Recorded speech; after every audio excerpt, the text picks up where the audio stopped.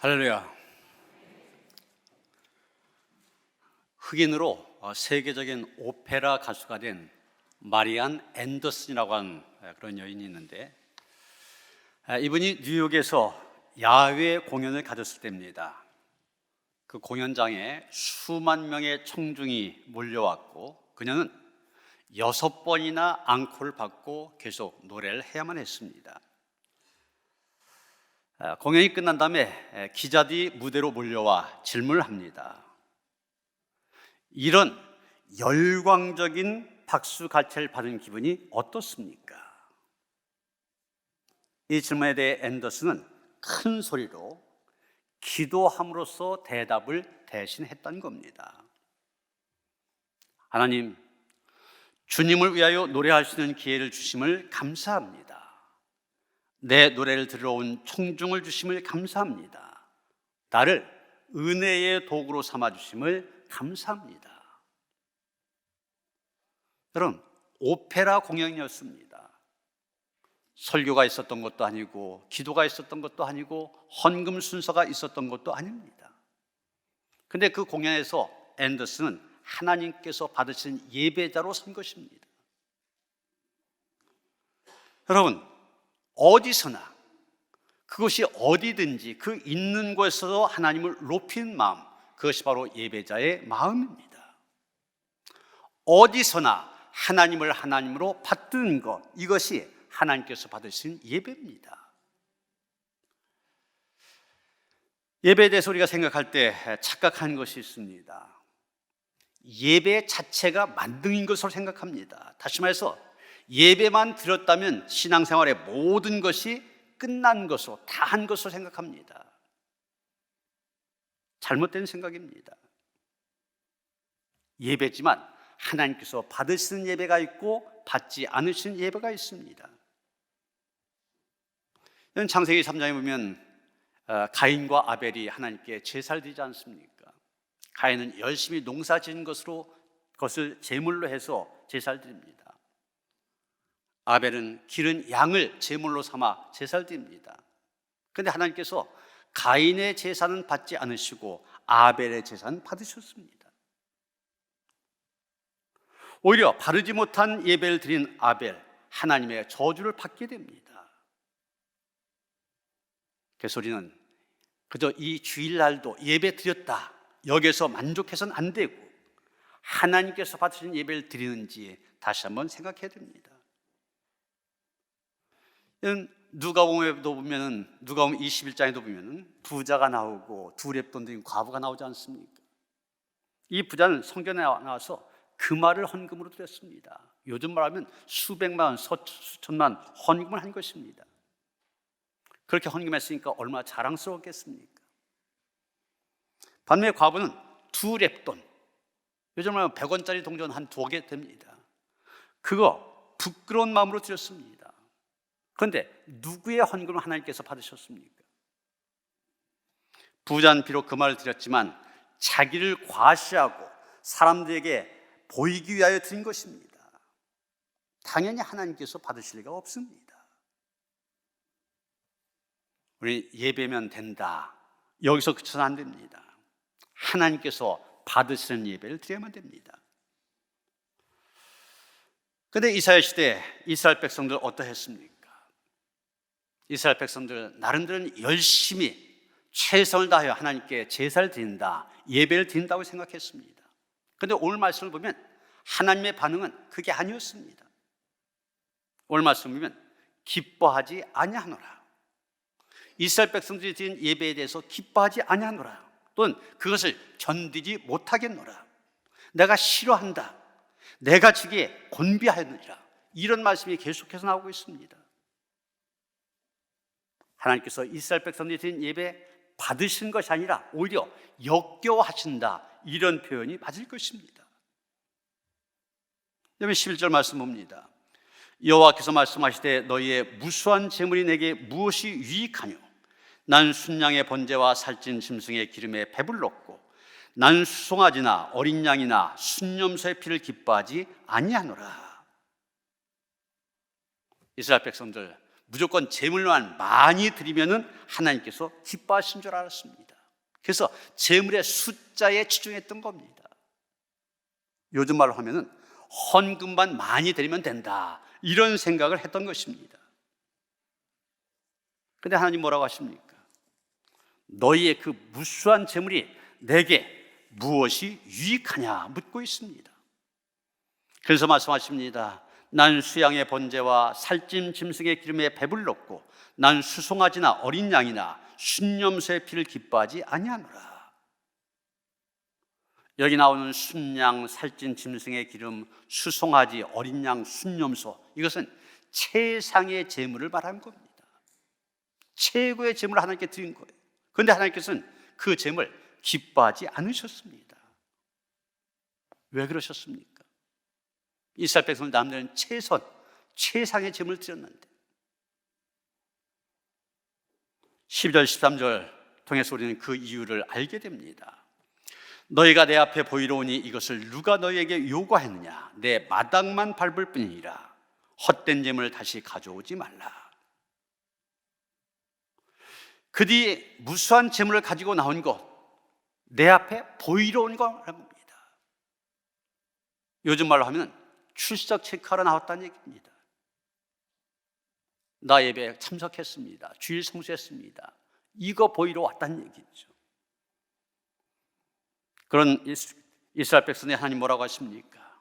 이것을 누가 너에게 요구했느냐? 하나님께서 원하신 것이 아니라는 겁니다.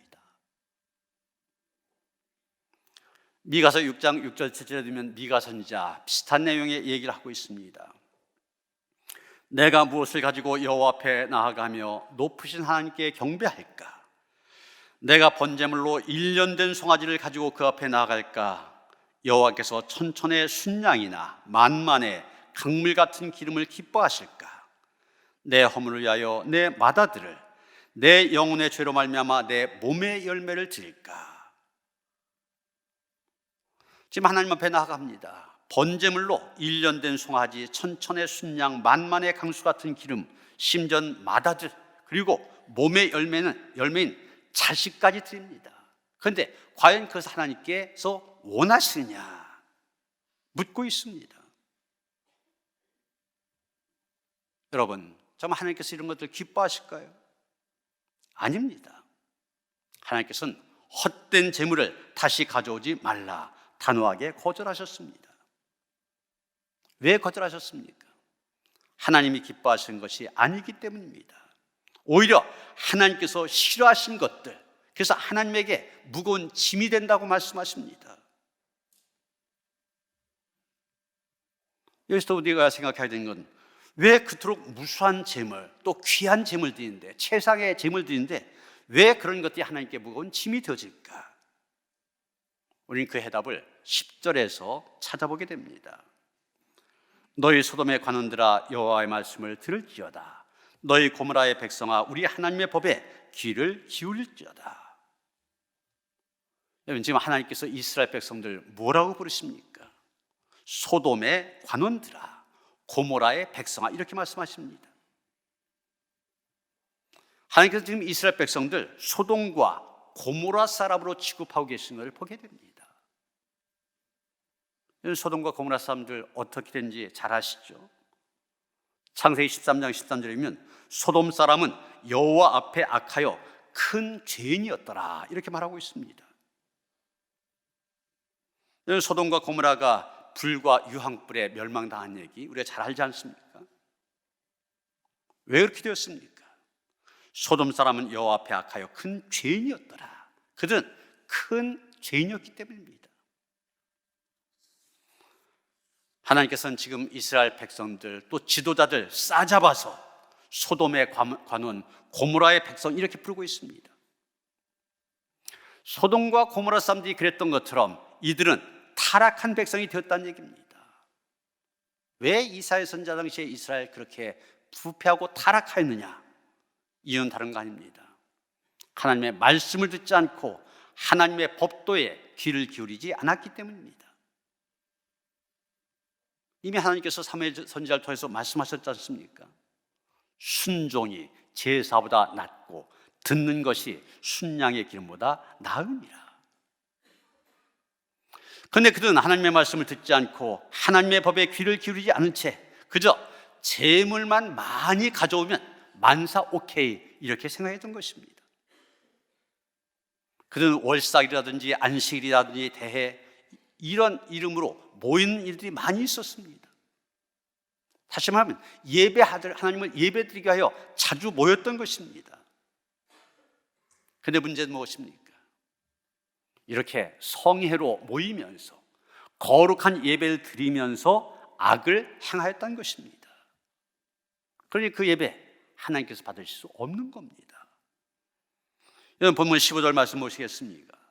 너희가 손을 펼 때 내가 눈을 너희에게서 가리고 너희가 많이 기도할지라도 내가 듣지 아니하리니 이는 너희의 손에 피가 가득함이라. 백성들이 손을 펴서 하나님께 무엇인가를 드리려고 할 때 하나님 눈을 가리시겠다고 그럽니다. 많이 기도한다 할지라도 그 기도 듣지 않으시겠다고 말씀하십니다. 그 이유가 무엇입니까? 이는 너희의 손에 피가 가득함이라. 겉으로는 거룩한 척했습니다. 경건한 척했습니다. 그런데 속을 들여다봤더니 손에 피가 가득하였습니다. 이런 피라고 하는 것 살인죄 혹은 잔인성, 박해, 학대 이런 것을 가리키지 않습니까? 미가서 3장 10절 11절이면 시온을 피로 예루살렘을 죄악으로 건축한도다. 그대의 우두머리는 뇌물을 위하여 재판하며 그대의 제사장은 삭수를 위하여 교훈하며 그대의 선자는 돈을 위하여 점을 치면서도 여호와를 의뢰하여 이르기를 여호와께서 우리 중에 계시지 아니하냐 재앙이 우리에게 임하지 아니하리라 하는도다. 미가 선자도 이사야 선자와 비슷한 시대에 예언 활동을 했던 사람들입니다. 그 시대가 비슷했어요. 시온이 피로 예루살렘이 죄악으로 가득 찼다는 겁니다.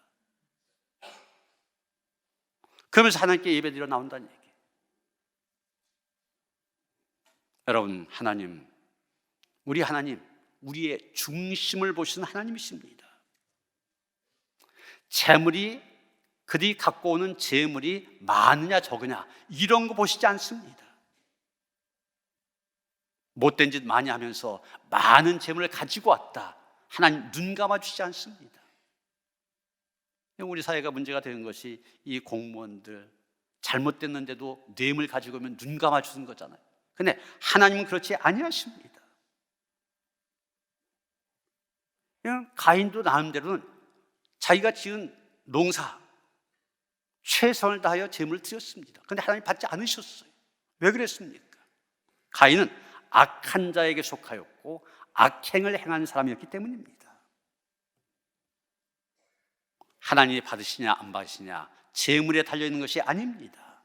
먼저 그 사람의 인격, 사람됨이 하나님께로부터 인정을 받아야만 됩니다. 그렇지 못할 때 마당만 밟는 불행한 예배자가 되고 마는 것입니다. 이제 하나님께서는 이스라엘 백성들 그들의 헛된 재물을 싫어하시고 많은 기도도 들어주지 않는다 말씀하셨는데, 그러나 하나님께서는 그것만 말씀하시고 그치는 것이 아닙니다. 이스라엘 백성들이 살 길을 말씀하십니다. 지금 상태로 그대로 가면은 망할 수밖에 없는데 너희가 살 길이 무엇이냐? 그것은 바로 회개하고 변화된 삶임을 얘기하고 계십니다. 바로 여기 하나님의 은혜가 있고 하나님의 자비가 있고 사랑이 있는 것입니다. 하나님께서 이스라엘 백성들 그들의 잘못된 것 보면서 책망만 하시고 심판만 하시고 그쳤다면 이스라엘 백성들 아무런 소망도 가질 수 없었을 것입니다. 그런데 하나님께서는 헛된 재물 아무리 많아도 아무 쓸데없다 책망하시고 아무리 기도해도 들어주지 않겠다고 책망하신 다음에 그것으로 끝난 것이 아니라 그들이 살 수 있는 방법을 제시해 주셨습니다. 그것이 바로 16절 17절의 말씀입니다. 너희는 스스로 씻으며 스스로 깨끗하게 하여 내 목전에서 너희 악한 행실을 버리며 행악을 그치고 선행을 배우며 정의를 구하며 학대받는 자를 도와주며 고아를 위하여 신호하며 과부를 위하여 변호하라 하셨느니라. 한마디로 하면 회개하고 선한 일에 힘쓰라는 것입니다. 그러면 하나님께서 너희의 그 예배 받으시고 축복하시겠다는 것입니다. 오늘 우리가 18절까지 읽었지만 계속 이어지는 19절, 20절 말씀에 하나님께서는 이것을 분명히 말씀하고 계십니다. 너희가 즐겨 순종하면 땅의 아름다운 소산을 먹을 것이요 너희가 거절하여 배반하면 칼에 삼켜지리라. 여호와의 입의 말씀이니라. 그래서 먼저 강조한 것은 회개가 있어야 된다는 것입니다. 회개해야 된다. 여러분, 어떻게 보면 우리 인생의 가장 중요한 것, 회개라 말할 수 있을 겁니다. 예수님도 공생에 시작하면서 첫 번째 외친 메시지가 무엇입니까? 회개하라, 천국이 가까웠느니라. 회개하라였습니다. 회개는 범죄한 인생들이 하나님 앞에 나아갈 때 반드시 해야 될 일입니다. 이사야 6장에 보면 이사야 선지자도 하나님 앞에 부름받아 선지자의 일을 수행하기 전에 먼저 회개한 것을 보게 됩니다. 이사야 6장 5절 말씀입니다. 그때 내가 말하되 화로다 나요 망하게 되었도다. 난 입술이 부정한 사람이요 입술이 부정한 백성 중에 거주하면서 만군의 여호와이신 왕을 배웠음이로다. 먼저 회개했습니다. 베드로도 마찬가지입니다. 나를 따르라.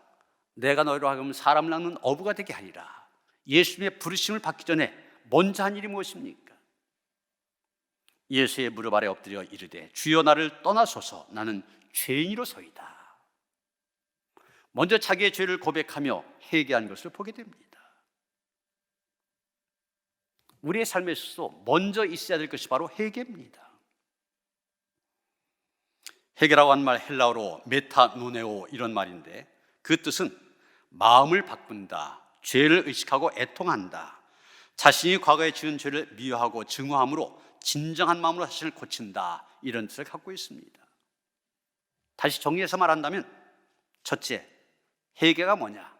자신의 죄를 인식하는 것입니다. 믿지 않는 사람들 죄인이라고 하면 내가 무슨 죄인이냐 그러잖아요. 먼저 내가 죄인이라고 하면 인식할 때 회개할 수 있습니다. 두 번째는 자신의 죄에 대해서 애통한 마음을 갖는 것입니다. 그리고 세 번째, 진정한 마음으로 자신을 돌이켜서 다시는 그런 죄를 범하지 아니하고 마음을 바꿔서 새롭게 살아가는 것입니다. 내가 죄인이라는 걸 알고 애통한 것, 거기에 그치면 회개가 아닙니다. 돌아서야 됩니다. 이전과는 다른 삶을 살아가야 됩니다.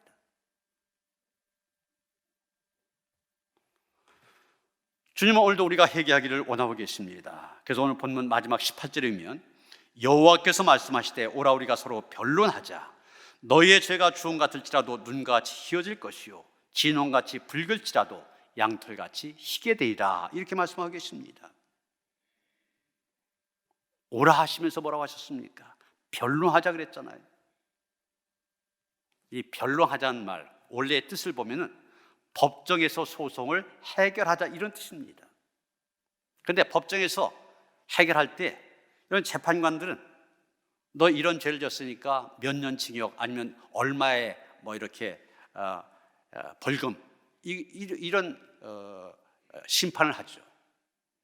그런데 성경에서 이 말은 사면을 선언한다는 것입니다.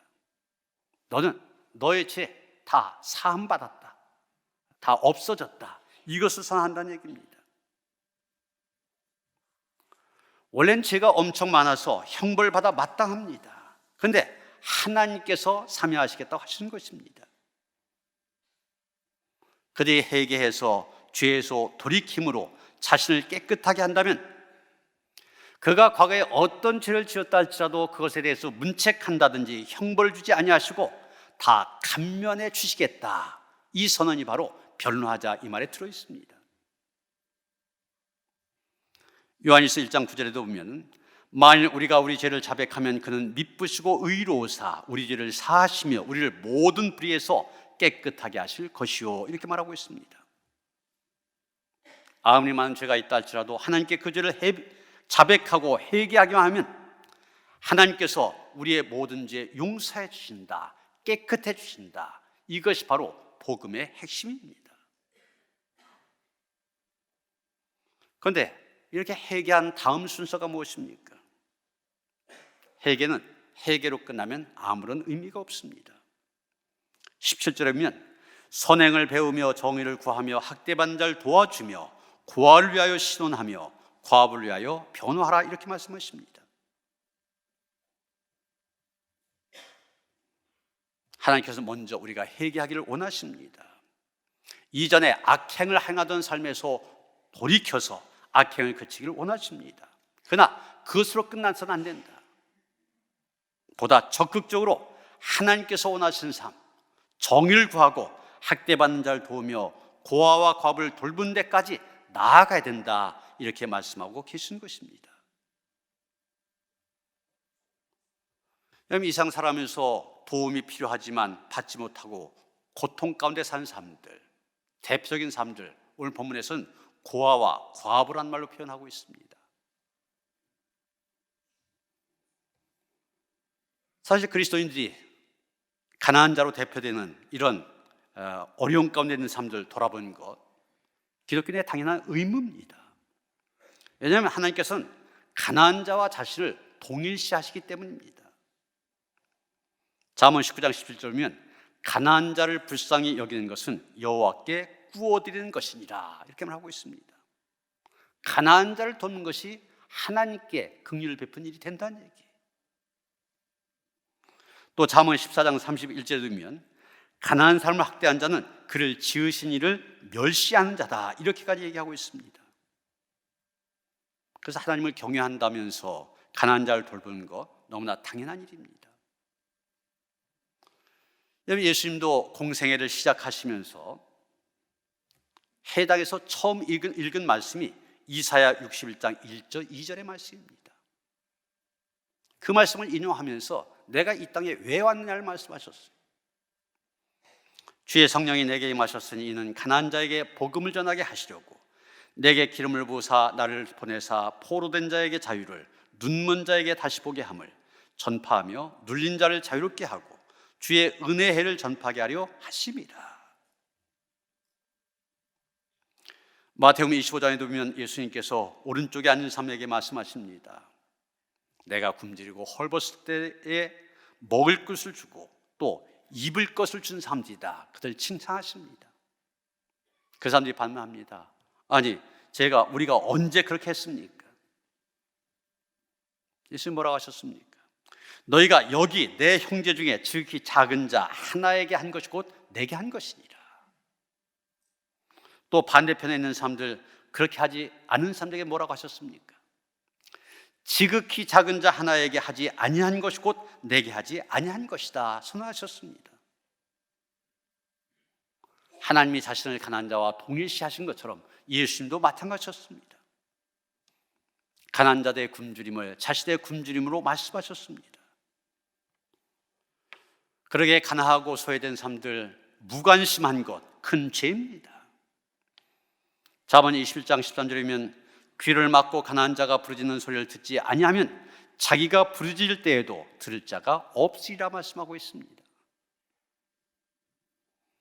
가난하여 굶주리는 사람들에게 무관심하고 그들의 고통을 소홀히 생각하는 사람들, 하나님의 백성으로 인정하지 않으시겠다는 그런 말씀입니다. 오늘 종교개혁 505주년 기념주일입니다. 매년 말씀드리기 때문에 너무나 잘 아시죠. 1517년 10월 31일 독일의 수도사였던 마틴 루터가 비텐베르크 성당에 당시 캐톨릭에 부패한 것들 95개 항을 부착한 것을 계기로 종교개혁이 시작되었습니다. 그런데 이 종교개혁의 직접적인 발단이 된 것은 면죄부 판매였습니다. 면죄부란 게 뭡니까? 하나의 표입니다. 이 표를 서민들이 돈을 주고 사면은 그 사람의 죄가 다 사해진다는 겁니다. 더 자세히 말하면 너희가 이 표를 사게 되면은 연옥의 고통을 면제받게 될 것이다. 심지어는 당시의 조상들이 죄를 짓고 지금 연옥의 고통 가운데 있는데 이 면죄부를 사는 돈이 딸랑하고 헌금통에 딸랑소리를 내며 들어간 순간 연옥에 있는 당신의 조상들의 영혼이 천국으로 올라가게 될 거다. 이러면서 면죄부를 판매했습니다. 그러면서 그 면죄부를 왜 판매하게 됐냐? 명분을 뭐라고 얘기하냐면 멋진 예배당을 짓자는 겁니다. 멋진 예배당을 지어서 멋진 예배를 하나님께 드리자, 이거였습니다. 여러분, 그렇게 해서 지어진 것이 성 베드로 성당입니다. 정말 멋진 예배당이죠. 이 성 베드로 성당 보려고 세계 곳곳에서 관광객들 얼마 많이 몰렸냐면, 저기 한번 들어가려면 서너 시간 기다려야만 들어갈 수가 있습니다. 제가 8월 달 더운 때, 이탈리아는 더 남쪽에서 더 덥거든요. 3시간을 기다려서 겨우 들어갔었습니다. 너무 멋진 예배당. 그 당시 캐톨릭 교인들은 이 멋진 예배당에 들어가서 예배를 드리면 자기의 뭐든지 용서받을 수 있을 것을 생각했습니다. 그래서 너도 나도 면죄부를 샀던 것입니다. 이런 부패하고 타락한 모습을 보면서 마틴 루터는 이런 면죄부 한 장 산다 해서 구원받는 게 아니다. 로마서 1장 10절에 있는 대로 오직 의인은 믿음으로 말미암아 살리라. 이 말씀처럼 믿음으로 구원받는 것을 강조하며 종교개혁을 일으킨 것입니다. 루터는 하나님의 명령에 따라 교회가 가난한 자들을 돌봐야 되는데 오히려 그 가난한 자들에게 면죄부를 판매하여 그들 착취하여서 베드로 대성당, 자기 멋진 예배를 드리기 위해서 성당을 지으려고 하는 그 당시의 교황, 당시의 교권을 향하여서 종교개혁을 선언했던 것입니다. 여러분, 멋지게 봉헌된 예배당 안에 하나님이 계신 것처럼 보여집니다. 그 예배 가운데 하나님 계신 것처럼 보여집니다. 그러나 고아와 과부, 가난한 자들 돌보지 않는 자들의 예배, 거짓 예배라는 것입니다. 18절의 표현에 따르면 진홍같이 붉은 죄의 예배임을 이사야는 강조하고 있는 것입니다. 오늘 새벽 일어나자마자 들려온 비보에 깜짝 놀라셨죠. 이태원이라고 하는 곳에서 할로윈 데이, 이 축제를 앞두고 많은 젊은이들이 모여들었는데, 이 압사 사고가 일어나면서 제가 좀 전까지 본 걸로는 151명이나 사망했다는 겁니다. 참, 인도나 인도네시아 이런 데서 그런 사고가 일어났을 때 후진국에서 일어나는 사고다 그랬었는데, 우리나라에서, 그것도 국제도시라고 하는 이태원에서 그런 일이 일어났습니다. 그런데 원래 이 할로윈 축제는 기독교적인 기원을 갖고 있습니다. 영국의 켈트족들이 이 축제를 시작했는데 11월 1일이 만성절입니다. 그냥 모든 성자들을 기억하는 그런 날인데, 그 전날을 이 할로윈 데이 그래 갖고서 죽은 사람들의 영혼을 이렇게 오늘 달랜다, 그런 의미에서 이 축제가 시작되었습니다. 그런데 이 켈트족, 이 축제가 시작되었을 때 한 것들 보면, 이런 성계에서 축제라고 하는 건 항상 제사 아닙니까? 예배 아닙니까? 예배도 있었지만 여러 가지 행사가 있었지만 또 한 가지는 이 할로윈 축제 기간에 가난한 사람들을 돌봤다는 겁니다. 가난한 사람들에게 음식물을 나누어 주고 어려운 가운데 있는 사람들 여러모로 돕는 그런 일이 있었다고 그래요. 그래서 지금도 이 할로윈 축제 가운데 하나가 이렇게 과자 같은 걸 주고받는 이런 게 있지 않습니까? 이게 원래 그런 전통이 있었다고 하는 것이죠. 여러분, 기독교의 축제를 보면은, 기독교적인 기원을 갖고 있는 축제를 보면 하나같이 하나님을 향한 예배와 이웃과의 나눔이 있습니다. 성경도 마찬가지입니다. 이스라엘 3대 축제라고 하는 유월절, 또 맥추절, 수장절, 하나님께서는 이것을 지키라고 하면서 뭐라고 하셨습니까?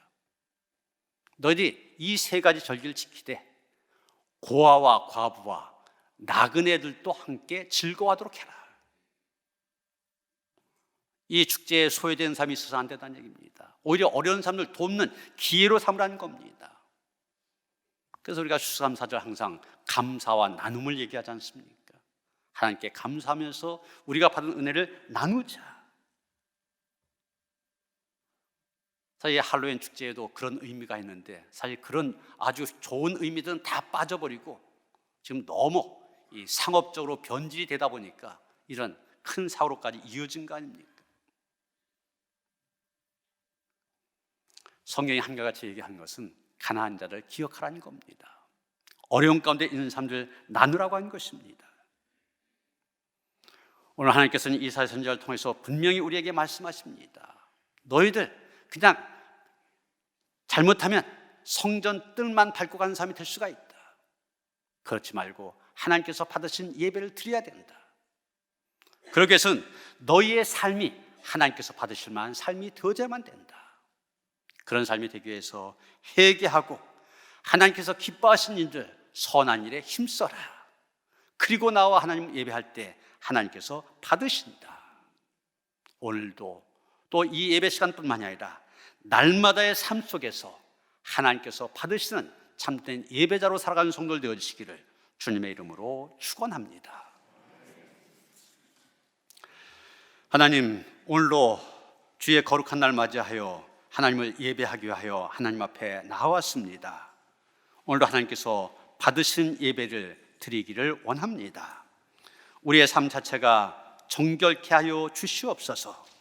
하나님께서 기뻐하시는 삶이 우리 가운데 있어지게 하시고 또 우리의 이웃들 가운데 어려움을 당한 사람들, 가난한 사람들 늘 돌봄으로 인하여서 하나님 앞에 기쁨이 되어지는 하나님 앞에 참된 예배자로 우뚝 서는 성도들 되게 하여 주시옵소서. 예수 그리스도 이름 받들어 기도하였사옵나이다. 아멘.